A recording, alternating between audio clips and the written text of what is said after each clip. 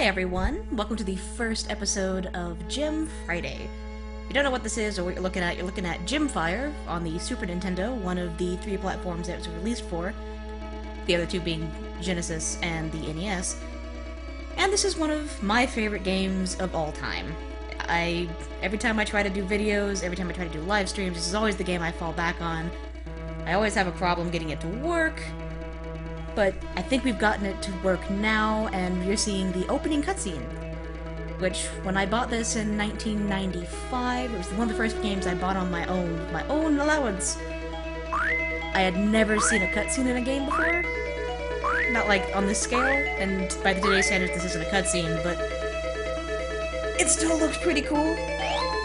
Well, for this series, I'm gonna play through every scenario in Gemfire with every family. Basically it's a strategy game in the style of Romance of the Three Kingdoms, like a lot of Koei's games around that time on the Super Nintendo. In this one, you're playing as one of several factions of this island that looks vaguely like England, because the evil King Ethelred has decided to try to take over the island again as his daughter broke open the crown full of magical wizards and dragons. And this is showing you where the wizards go in the main Gemfire questline. And I think for this series, I'm actually going to start with the main Gemfire scenario, just because that's the one the story is about. But there are a few others, and we'll see them as we get started. And this is really the only time you see any of the characters outside of their portraits.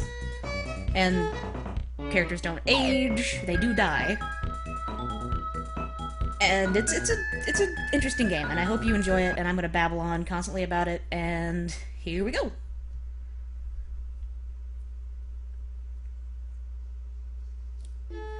Okay, so there's Aaron and Ander, Flax Shame, Tarian's War, and Gemfire.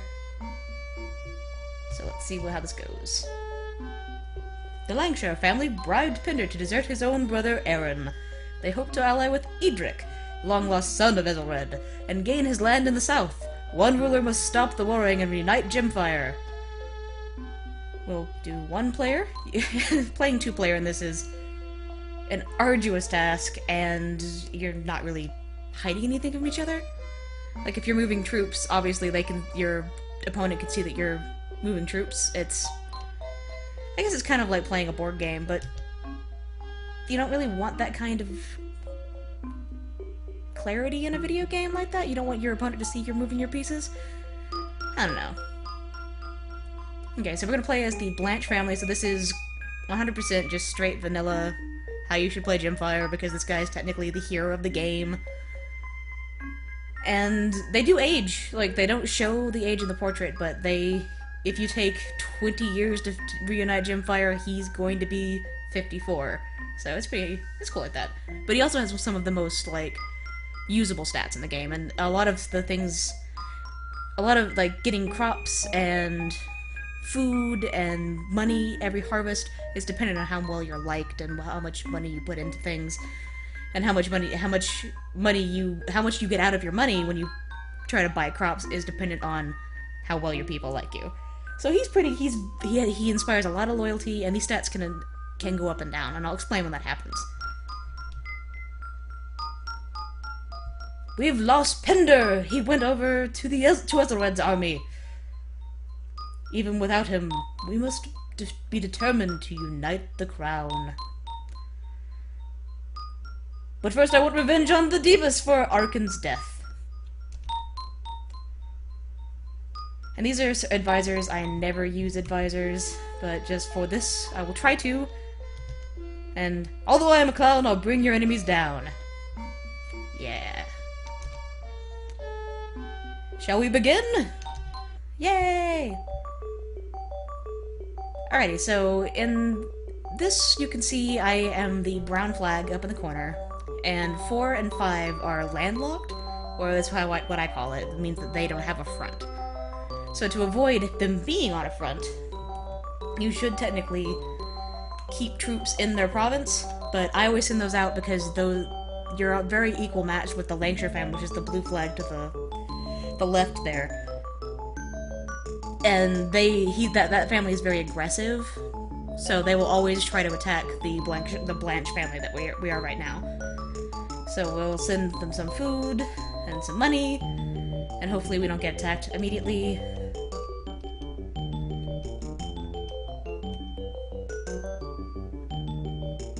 And again, we'll just send all of this over here. And this is kind of how this game functions until you get to actual fighting. It's all stat management. But you need to be very aware of the fronts moving in on you. So we look at the Divas family, 172, I'm at 151, so he could conceivably try to attack me, which why you would attack at such equal numbers is ridiculous. But he definitely wants to attack Lord Jaren there. Or Garan. I'm not really sure how you're supposed to pronounce that. I'm probably going to say a lot of these names wrong, and we'll just go with it.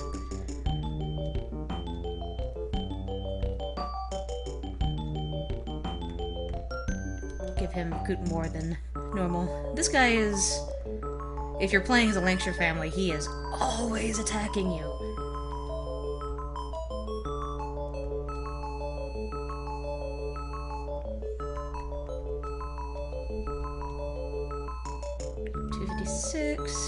Okay, we're pretty good there, but he's boned.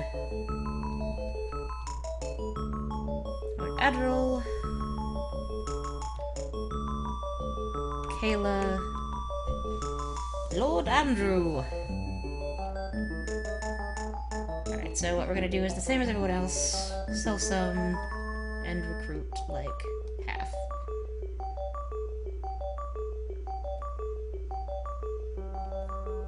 Alrighty, so we'll get a view of how everyone's doing here. 179, 132, 57, 192, 159. Okay, when we get back to 12, we definitely need to up the amount of soldiers they have.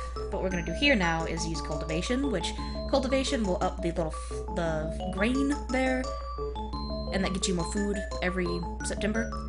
And this will up your protection, which I honestly don't know what protection does. I don't think it actually... I know it has a purpose, but I don't think it protects against shit. It technically has a purpose, but in the 20 years I've played this game, I have never seen its purpose, so... Move on.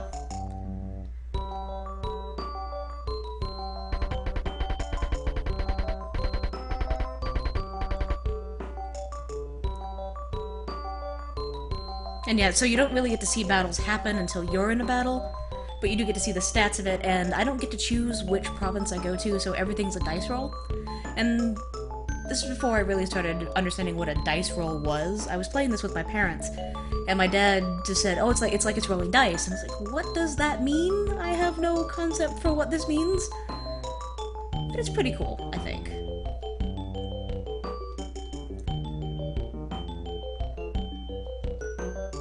And the idea is that you want to try to get your protection and your loyalty, which is the red flag at the very underneath. I just realized there are 3 red flags on the screen. Okay, so the box here that says 38 beside it, that's the loyalty. And you can only increase that by giving people food. And the amount of loyalty you get for giving food is dependent on your base, how much loyalty you can inspire. Which is a complicated thing. I don't really know. The best way to talk about it is, since this is a empty province where it's technically under rule of Prince Aaron but doesn't have a direct ruler, it's probably going to be around 2 points. Definitely the crops are going to go up by like 2 points, and the food is going to be has a pretty minor effect. And I can show you that right now, actually. So we'll give him 20, and I got 2 out of it, so not really worth it. Now, the best thing to do when you start this game is not get all attack-happy. You should just try to cultivate. Try to build up your land, build up your loyalty, and with 4 and 5 here, those 2 don't have particularly good leadership stats, but compared to some of the other people on your front line. Oh yeah, this is the plague, by the way. The plague just to sweep in a skeleton on a broom, or... Oh, that's a scythe.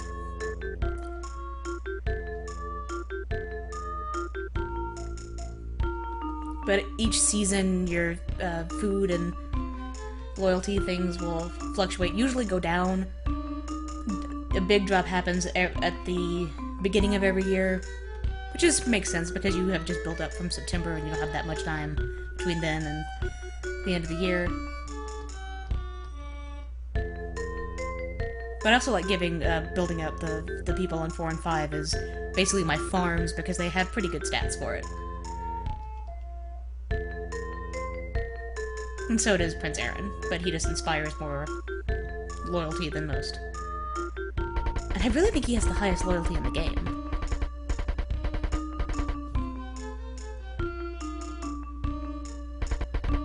But a lot of this is just watching flags attack each other and little tents appear.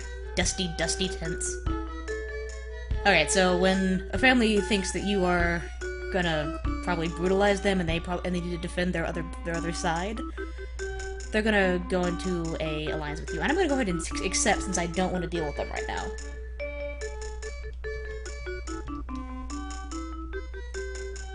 And if you start doing good things for your province, various events will happen.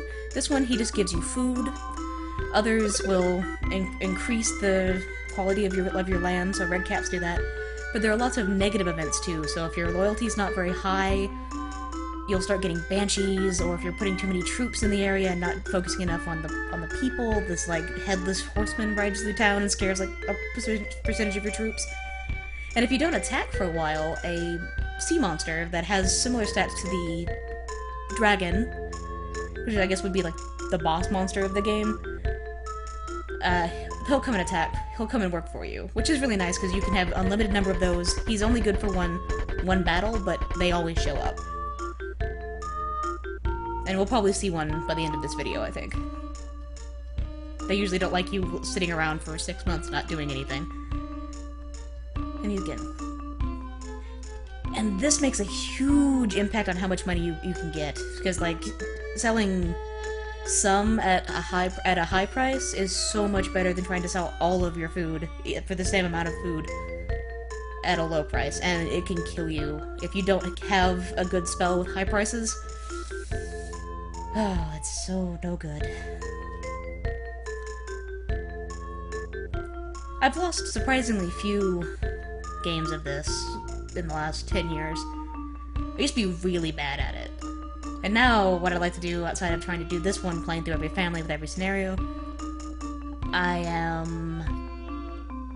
like to go down into, like, the corner of the map with, like, 26 and 25 down there, because that's one of the hardest areas to defend, and it's also the most likely to get destroyed by natural disasters, because the bump on the screen below the number 24 is a volcano, which will erupt, and so there are a lot of actual natural disasters that happen alongside the plague. And it just makes it a little more random than it would be otherwise.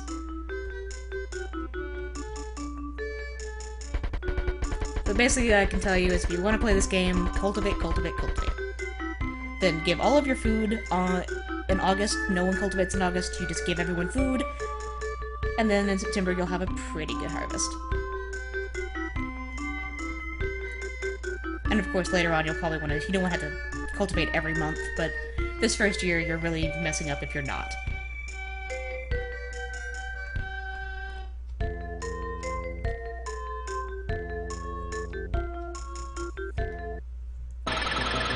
And the flood, which will probably hit 12. Oh, no good.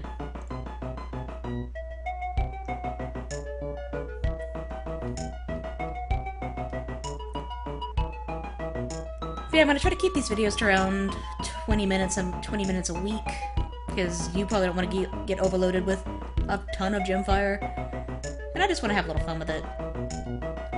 Try to show people why this game could possibly be fun, and it's really, I am into stat manipulation, and this game is all numbers up until you go into a battle. So since we're pretty safe here, I'm gonna see what we can do. So this guy defected to Ezelred, which is the Lancashire family of the red flag with the crown. And you can actually get him back.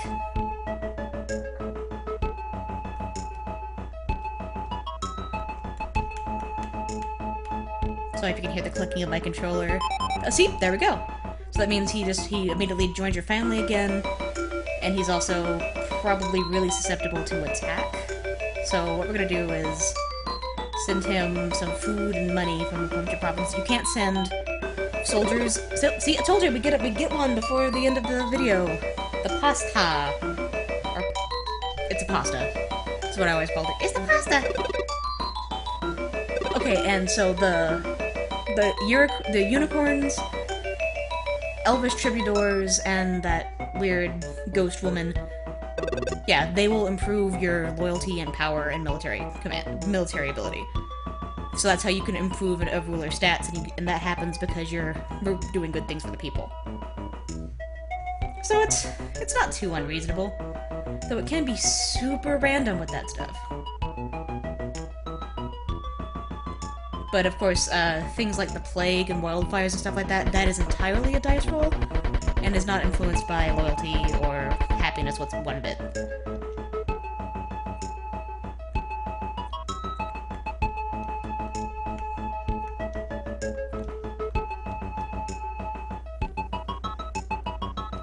Okay, we probably need to start cultivating more. I really need to see what Pinder has as far as his troops, because I'm pretty sure he's boned. They're not too bad. 90, 93.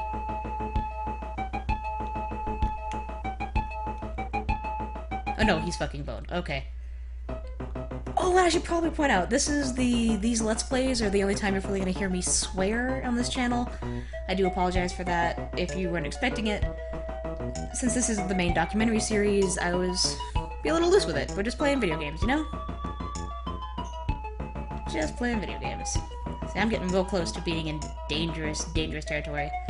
Because the amount of food you have also dictates how many days in a battle you can survive. Alright, so what we're gonna do here is, yay, everything's low. So then we can give 100 food. He desperately needs to do that.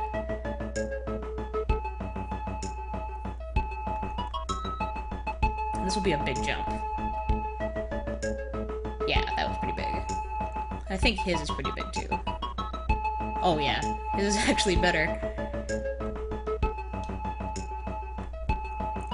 Bye. Bye. All. And it's fun if you empty out your stuff, because by the time your turn ends, which is each turn ends by each month, you'll get all that. You'll get all your money and food back. And more, hopefully.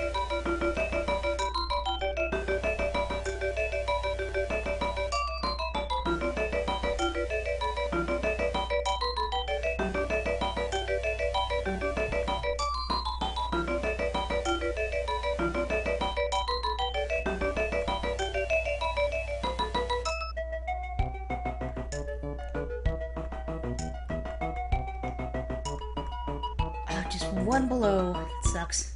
Then, of course, the fires! Which will probably hit 10, because that's my luck. Yay! No!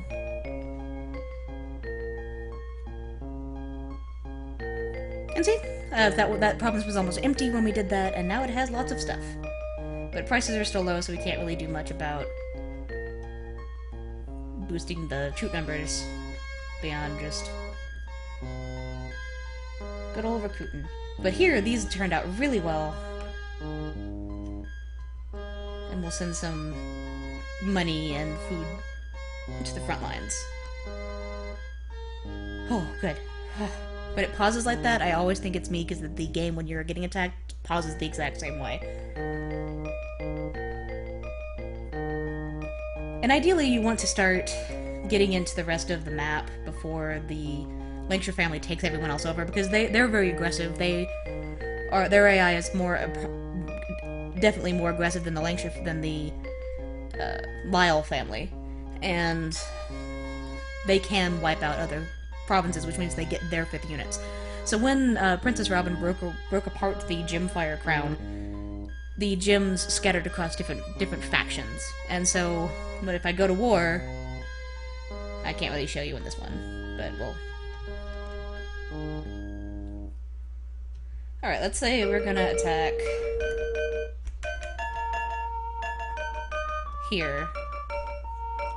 So 2 wizards went to the Blanche family. Zendor, who is the 3rd most powerful 5th unit in the game, and Skullark, who is, I believe, the weakest. But he actually has a pretty devastating attack. If he can hit first, he can do a lot of damage, but their attack power is also their... Like, that blue knight number is their attack power and also their health. So they do more damage the fuller that is, but they also will lose it as they cast and as they get attacked. But we're not... But we're not going to attack. In fact, you, sir, need to recruit a lot of things. But I'm gonna try one thing before we go on.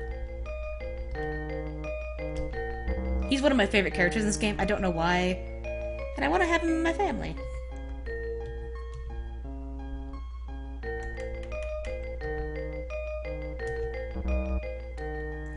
Well, I think we're gonna pause here, watch all these events unfold, get more food, a place that has a lot of food, be good to your people and they're good to you. But yeah, this is the first episode of Gemfridays. Next Friday, we'll start up right here, and we'll probably start attacking people. We're definitely going to be attacking the Lyle family first, so we have a good front there. And until the Divas family starts getting really, really beat up by the Lancashires, they're fine for now. So yeah, I've been Jasmine, and I hope you enjoy this, and look forward to watching some more videos. I'll see you later.